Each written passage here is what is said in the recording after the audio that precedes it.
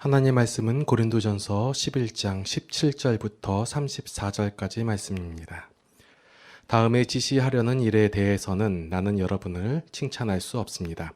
그것은 여러분이 모여서 하는 일이 유익이 되기보다는 오히려 해가 되기 때문입니다.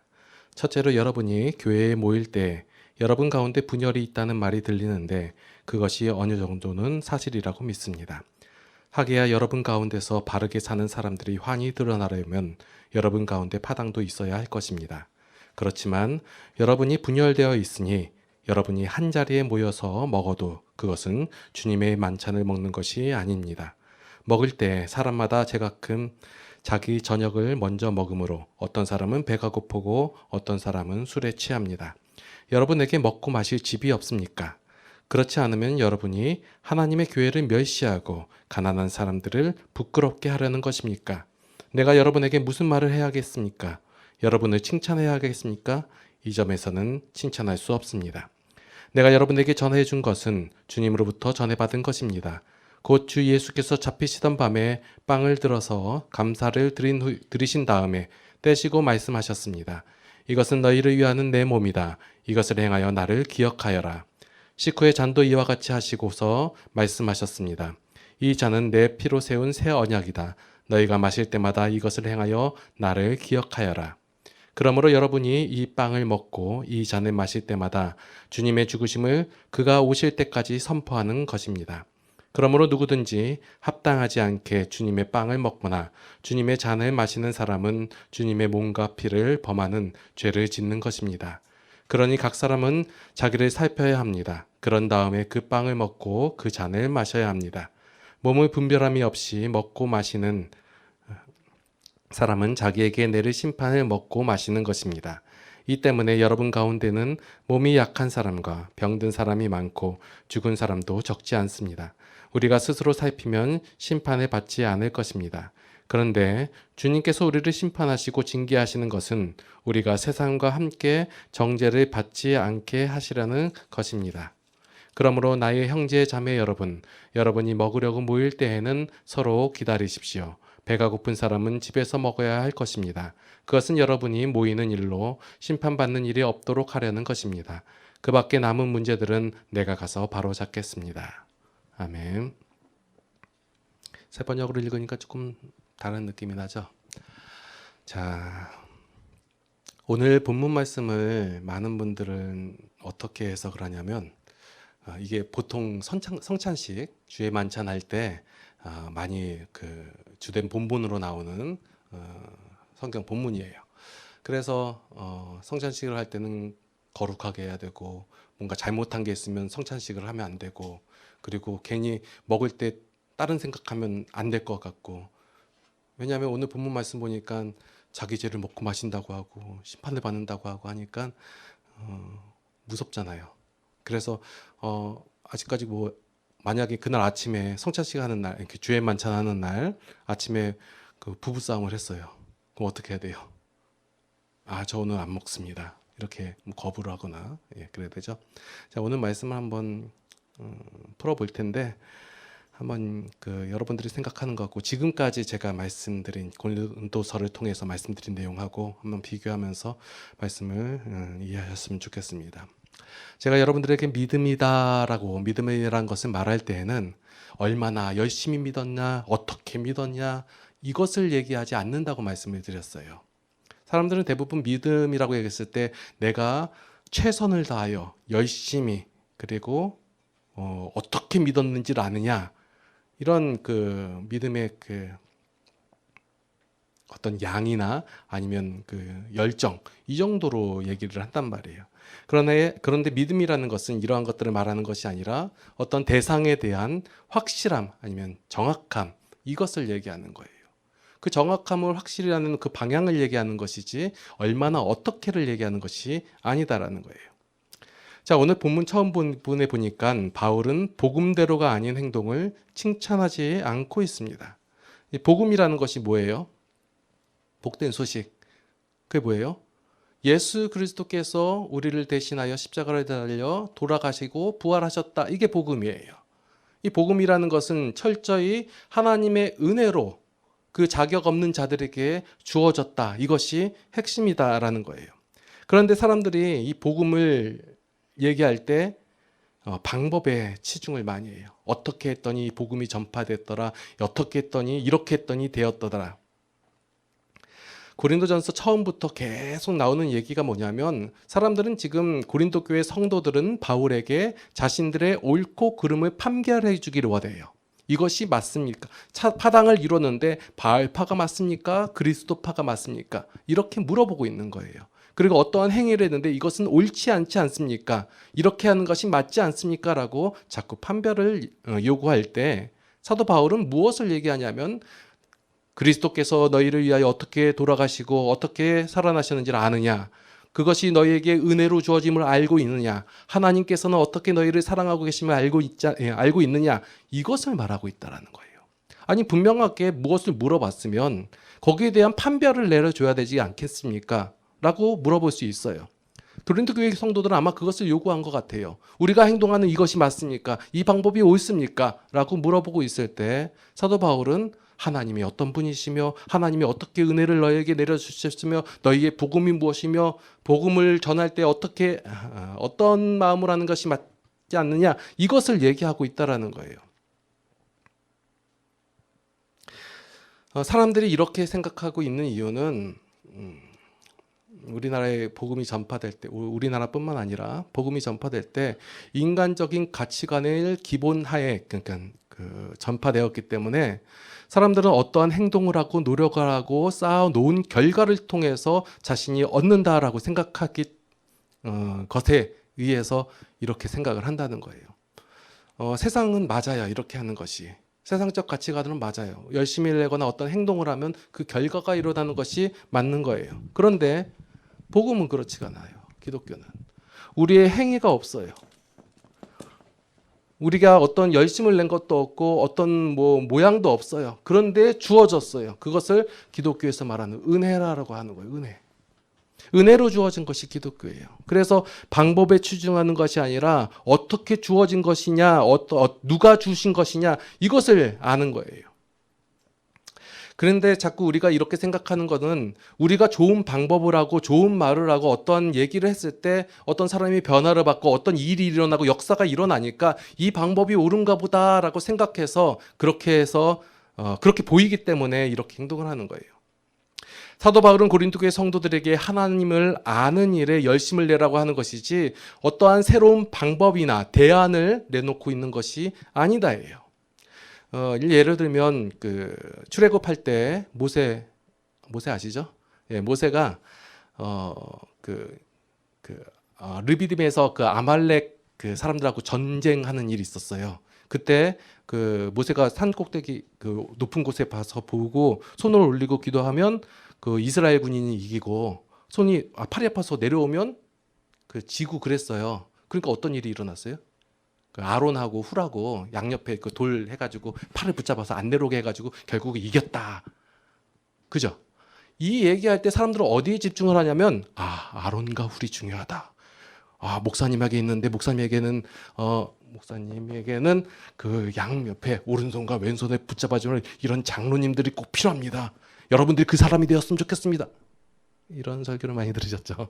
그래서 내가 목사님 목회에 도움이 될 수 있는 그렇게 할 때 하나님께서 승리하시지 않았습니까? 해가지고 두 사람이 중요합니다. 아니면 두 무리가 중요합니다. 이런 식으로 해가지고 설교를 많이 들으셨을 거예요. 왜 이런 얘기가 나오냐면 사람들의 생각에는 이 기본적인 생각에는 방법과 그런 시스템, 수단 여기에 집중을 한단 말이에요. 하나님께서 이기게 하셨다. 그러면 우리가 먼저 생각하는 것은 하나님께서 일하셨다, 하나님께서 행하셨다라는 그 개념보다 우리 인간이 어떻게 행했는가, 어떤 방법을 썼는가 여기에 집중을 한단 말이에요. 그래서 이 방법이 옳습니다라고 얘기하고 그러면 두 손 들고 기도하면 되나요? 만약에 모세가 손목 이렇게 기도하면 안 되나요? 두 손 이렇게 모으고 기도하면 방법을 얘기하는 게 아니에요. 이 사건에 대해서 이걸 하나님께서 이스라엘 백성뿐만 아니라 아말렉 백성들도 다 보고 알으라는 거예요. 누구 다 볼 수 있잖아요. 모세가 이스라엘에 서서 손을 올리고 기도하니까 이스라엘 백성이 이긴단 말이에요. 손을 내리니까 지고요. 그러면 이기고 있고 지고 있는 것은 이스라엘 백성의 어떤 전투력이나 아니면 기술이나 이것이 아니라 손을 올렸다 이거예요. 이것은 뭘 보여주는 거냐면 이 싸움은 우리의 어떤 행함이나 어떤 모습이나 어떤 전략에 있는 것이 아니라 하나님께서 하신다라는 것을 보여주기 위한 하나의 방편일 뿐이에요. 그 모양으로 보여준 것이지 손을 들어야지만 이기고 반대로 해도 됐을 거예요. 이것은. 왜 이 예를 들렸냐면 현재 우리 기독교 내에서도 어떠한 방법을 했더니 되었더라 해서 그 방법이 마치 옳은 가냥 마냥 한단 말이에요. 옛날에 유행했던 뭐 두날개 그거면 물론 그런 사건들을 통해 가지고 하나님을 믿는 백성들이 돌아오는 경우가 많이 있었어요. 그러면 뭐 요즘 유행하는 가정교회 무엇이 옳으냐, 어떤 방법이 옳으냐, 어떤 수단과 어떤 시스템이 맞는가라는 것에 집중할 때 여러분들이 집중해야 할 것은 하나님이에요. 사도 바울이 얘기를 하잖아요.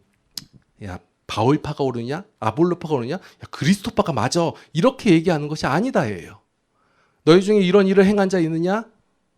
이렇게 하는 것이 맞느냐? 라고 얘기할 때 그것을 물어볼 때 사도 바울은 하나님이 어떤 분이시며 하나님이 너에게 은혜를 어떻게 내렸으며 내가 전한 복음이 무엇이며 내가 이 복음을 전할 때 받은 상이 무엇이며 이것을 얘기하잖아요.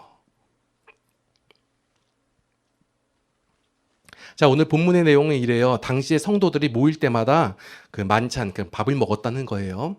그 밥을 먹었는데 복음에서 뭘 했냐면 예수님의 그 십자가에 달려 돌아가심을 기념을 했단 말이에요. 그런데 각각 이제 그 먹을 거 싸우잖아요. 근데 그 당시 고린도 교회 성도들에게는 좀 부유한 사람도 있었고 좀 못 사는 사람도 있었고 힘든 사람들도 있었단 말이에요. 그런데 모였을 때 부유한 사람은 많이 갖고 와가지고 먼저 먹는 거예요. 먼저 왔다는 것은 이 사람들은 그렇게 큰 일을 많이 안 한 거예요. 늦게까지. 그러니까 어느 정도 재력도 있고 하니까 와서 먼저 먹고 취하는 거예요. 그런데 이제 나중 온 사람 지금 일을 다 마치고 온 그러니까 노예 계층도 있을 것이고 힘든 부류도 있을 거예요. 오니까 먹을 거를 갖고 올 여력이 안 되니까 없어요. 그러니까 어떻게 해요? 그럼 남들 보면서 뭐 침 흘리고 배고파하고 이런 일이 있게 된 거예요. 주의 만찬의 의미는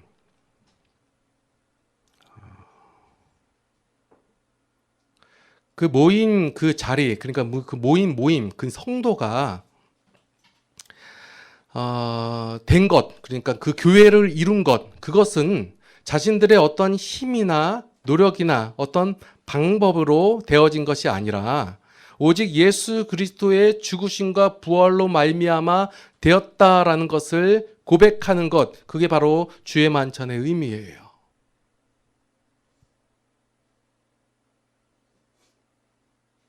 오직 그리스도 외에는 어느 것도 드러내거나 내세울 것 혹은 자랑할 것이나 비교할 것이 없다라고 얘기하는 거예요. 그게 주의 만찬의 의미예요. 이것을 의미하고 가야 되는데 각자 자기가 갖고 온 거 먹고 있고 물론 사도 바울은 이것이 옳으냐 그러냐 물론 나중에는 그래도 다 같이 좀 먹으려면 기다리고 그래라라고 얘기를 하지만 이곳을 얘기하는 것이 아니라 의미를 얘기하고 있는 거예요. 너희가 어떻게 구원받은지를 아느냐? 너희가 어떻게 그 자리에 있게 되었으며 너희가 어떻게 교회가 되었는지를 아느냐? 얘기하는 거예요. 그리스도의 죽으심으로 말미암아 오직 예수 그리스도의 어떤 공로로 말미암아 된 것이다. 너희의 수단과 방법이나 아니면 노력 그런 것이 아니다라는 거예요. 그것을 고백하는 자리가 바로 주의 만찬이에요. 그러니까 여러분들이 이제 주의 만찬 이런 걸 하면서 여러분들 죄를 누가 씻어주셨어요? 모두 누가 해결해 주셨나요? 예수님께서 해결해 주셨잖아요. 그분을 믿는 거예요. 여러분들이 죄를 다 깨끗하게 하고 죄를 다 버리고 한 다음에 예수님을 믿는 것이 아니라 여러분들이 그 상태, 아직 죄인 되었을 때, 죄 가운데 있었을 때 하나님의 긍휼하심과 자비하심으로 말미암아 여러분들에게 은혜를 내려주셔서 구원하셨다예요. 그것을 고백하는 자리예요. 그런데 이제 자기를 살피라라는 말의 의미를 여러분들이 어떤 그 내 상태, 수준 이것을 살피라라고 이해를 하는데 이것은 성찬의 의미를 바르게 알으라라는 얘기예요. 성찬이 방금 뭐라고 뭐 하는 거라고 말씀드렸죠? 그러니까 성찬이라고 말하면 주의 만찬이라고 좀 말씀드리는데 주의 만찬은 우리 모두가 하나님의 은혜로만 성도가 되었다. 내가 이 떡을 먹음으로 내가 다른 사람과 너는 나와 다르다라는 것을 구분하려고 하는 그런 교만을 버리고 내가 저 사람과는 다른다라는 편견을 버리고 내가 구원받은 것은 나의 어떤 조건이나 나의 어떤 행함이나 아니면 열심이나 각오에 의해서 된 것이 아니라 오로지 하나님의 은혜로 되었다라는 것. 그래서 우리가 우리 모든 모임 교인, 교인, 성도 모두는 바로 하나님 앞에서 동일하다라는 것을 인식하라는 거예요. 이들이 그러니까 고린도교회 성도들이 하나님을 알았고 그리스도인이 되었지만 여전히 세상적 가치를 갖고 있고 그 알을 있었기 때문에 하나님에 대해서 좀 더 깊이 알지 못했기 때문에 그들이 가지고 온 거 가지고 오는 게 뭐가 잘못이냐라고 얘기할 때 너희가 그 자리에 있게 된 것, 교회를 이룬 것, 성도가 된 것은 너희의 어떤 바탕이나 모습이나 행함이나 열심하고 상관없이 오로지 하나님의 은혜로 된 것을 기억하라. 그게 주의 만찬이에요. 내가 저와 다르다. 나는 열심히 냈고 저는 열심히 안 냈고 나는 하나님 앞에 이러한 헌신을 했는데 저는 안 했고 이것에 구분하는 것이 아니에요.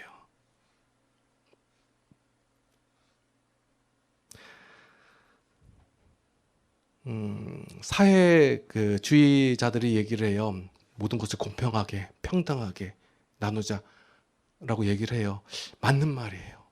아주 좋은 말이에요. 그런데 세상에서는 결코 이룰 수 없는 거예요. 방법이 틀렸다가 아니에요. 이것은 그 사람을 모르기 때문에 그래요.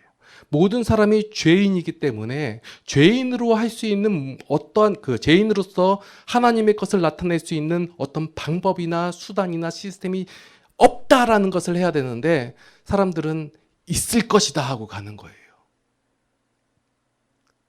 사회주의 사상이 왜 나빠요? 좋아요. 그런데 인간이 하기 때문에 안 되는 거예요.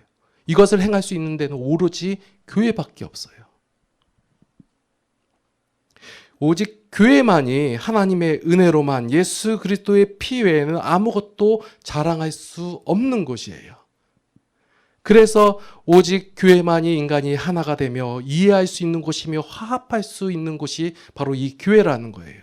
그런데 하나님께서 이렇게 교회를 세워주셨는데 하나님의 것, 하나님의 방법, 하나님의 것을 알게 하는데 집중해야 되는데 여전히 세상적 방법을 얘기하고 있단 말이에요. 그래서 교회 안에서 뭐가 되냐면 상담이라는 거. 모든 신학교에도 상담이 있지만 상담이 제가 나쁘다고 얘기하는 거 아니에요. 필요한 것이고 중요한 거예요. 그런데 이런 것으로 마치 교회를 이룰 수 있을 것이다 말하는 것이 잘못됐다고 얘기하는 거예요. 교회는 어떻게 잘 상담하고 어떻게 잘 얘기하고 어떻게 잘 행동함으로 말미암아 이루어지고 세워져 간다라고 말하는 것은 복음이 아니에요. 제가 이런 것을 나쁘다고 얘기하는 게 아니라 필요하고 하나님께서 이런 모든 것을 사용하세요. 그러나 그 근본적인 게 무엇이냐면 하나님께서 말씀하시는 거 뭐예요? 하나님께서 여러분들을 성도들을 구원하시고 하나님의 백성 삼아 주신 이후에 너희는 나를 알으라 얘기하는 거예요. 인정하라, 고백하라. 이게 믿음이라는 거예요. 교회의 책무, 교인의 책무. 자, 우리 교회는 등록 교인의 책무가 있나요? 없어요. 뭐 해라. 책무로서 교인으로서 뭐 해라 하면 감당하기 힘들어요. 어려워요. 여러분들의 의지만으로는 뭐 빛과 소금의 역할을 감당해야지 잘 못해요. 물론 그 의지조차도 없으면 문제지만 그러면 성도, 교인의 책무는 뭐예요? 하나님을 아는 거예요. 고린도 교회 성도들을 자꾸 요구하는 거예요. 무엇이 옳은지, 무엇이 그른지를 요구하는 거예요.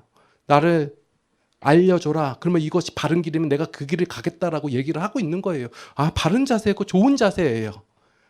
그런데 사도 바울은 하나님을 알아라 얘기하는 거예요. 어떠한 사건에 대해서 어떠한 내용에 대해서 옳다 그르다를 말하는 것이 아니라 그것을 판단하는 그 사람, 그 사람이 하나님을 얼마나 알아가는, 여기서 안다라는 말이 제가 말씀드렸죠. 지식을 기반으로 해서 하나님을 경험적으로 체험해서 알아가는 것, 그것을 안다라고 얘기하는 거예요. 그래서 하나님을, 교인의 친구는 하나님을 아는 거예요. 어떠한 방법이나 수단이나 시스템이 중요한 것이 아니에요. 이것이 필요 없다라고 얘기하는 것이 아니라 그것이 메인이 아니다라는 거예요. 방법을 써야 되고 그래요. 수단을 써야 되고 어떤 시스템이 도입이 돼야 돼요. 그러나 마치 이것이 전체인 양 얘기하면 안 되는 거예요. 여러분, 성도에게 가장 필요하고 가장 중요한 것은 바로 하나님을 아는 거예요. 내가 여태까지 알고 있던 그러한 신 중에 하나로서의 하나님이 아니라 단지 뭐 십자가, 죄, 천국 이 정도가 아니라 하나님이 어떠한 분이시며 어떠한 심정을 가지셨으며 어떻게 우리에게 행하고 계시며 그 심정과 마음이 어떠한 것이며 이런 것을 알아가는 거예요. 우리는 흔히 얘기해요. 어떻게 목사가, 어떻게 장로가, 어떻게 집사가, 어떻게 교인이 그럴 수가 있어. 이렇게 말할 수 있어요. 그러나 우리 안에 하나님의 것으로 채워진다면 이런 것들이 문제가 되지 않는다라는 거예요. 오히려 긍휼함과 안타까움이 나오는 거예요. 많은 교회들이 힘들어하고 어려워지고 쓰러지는 이유 중에 하나가 뭐냐면 어떻게 해 이거예요. 사건이에요. 상황이에요. 그러나 저는 그것을 문제로 보지 않아요. 교회가 쓰러지고 넘어지고 환란이 드는 가장 큰 핵심은 뭐냐면 성도가 하나님을 모른다예요. 아니, 목사님 저 하나님 아는데 성경을 몇 번이나 읽었는데요. 근데 모른다예요. 알게 이해시켜 주세요. 그때 제가 얘기하는 얘기가 뭐예요? 말씀부터 읽으시죠.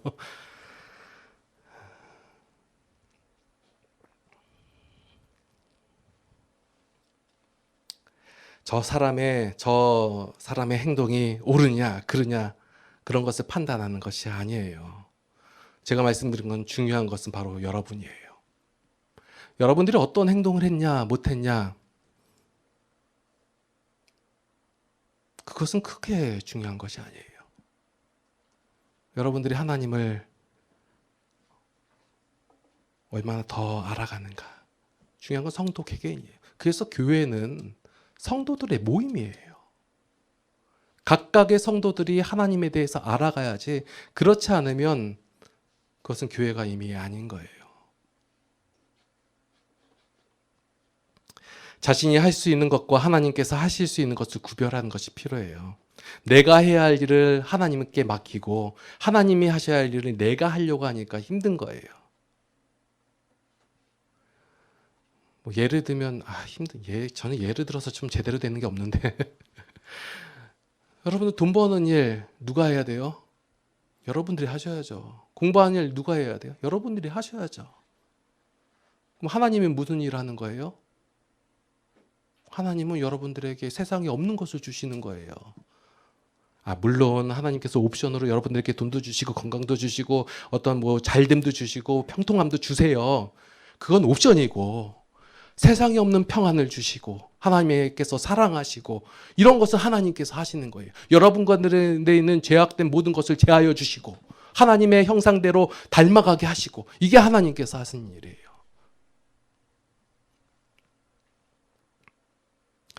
여러분들이 행하실 일과 하나님께서 행하실 일을 구별하기 싫으시면 구별 안 하셔도 괜찮아요. 그냥 그대로 사셔도 괜찮아요. 이것은 여러분들이 그냥 버리는 것이 아니라 제가 말씀드리죠. 여러분들은 안 믿지만 하나님은 믿는다고. 여러분들은 제가 솔직히 말하면 안 믿어요. 오늘 교회로 오실지 안 오실지 안 믿어요. 그런데 제가 하나님을 믿어요. 하나님께서 여러분들을 세워가시고 만들어가시고 이끌어가실 것을 믿어요. 하나님의 사랑으로 하나님의 것으로 여러분들에게 채워주실 것을 믿기 때문에 뭐하냐? 기다리는 거예요. 그래서 기다리는 거예요. 오늘 본문의 제목이 뭐냐면 교회를 업신여기고라고 지었어요.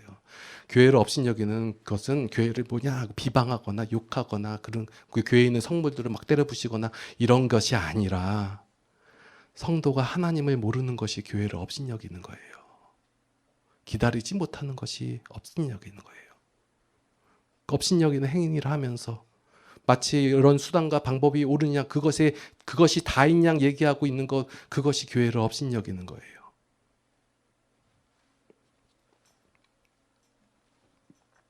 오늘 말씀을 준비하면서 제가 좀 더 자세히 하나님을 알려야겠다고 생각을 했어요. 설교만은 많이 부족한 것 같아요. 성격 공부나 이런 걸 통해 가지고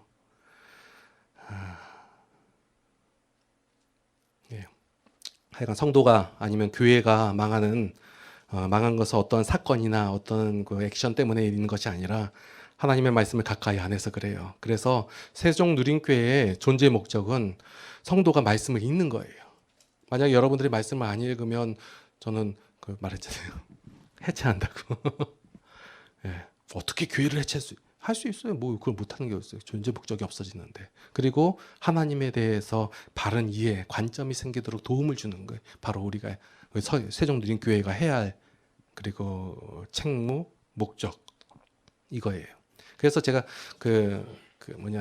매번 다 외우지도 못하는데 매번 다짐을 말하는 이유는 뭐냐면 이게 목적이에요. 교회가 해야 할 역할, 성도의 역할. 기도하시겠습니다. 하나님의 은혜에 감사를 드립니다. 우리가 아직 연약함으로 어리석음으로 말미암아 하나님의 마음이 아직 충분히 우리 가운데 없습니다. 그럼에도 불구하고 하나님께서는 끊임없이 기다려 주시고 우리에게 하나님의 것을 계속해서 채워주심에 감사를 드립니다.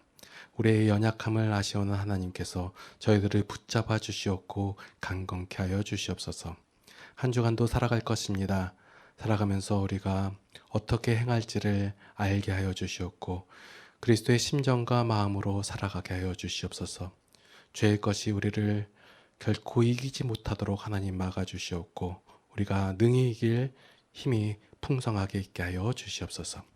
이제는 우리 주 예수 그리스도의 무한하신 은혜와 하나님 아버지의 극진하신 사랑하심과 성령님의 감화 감동 교통인도 보호 역사하심이 이제 하나님 안에서 하나님의 심정으로 살아가기를 원하는 모든 성도들 머리 위에 이제로부터 영원토록 함께 하시옵기를 간절히 축원하옵나이다. 아멘.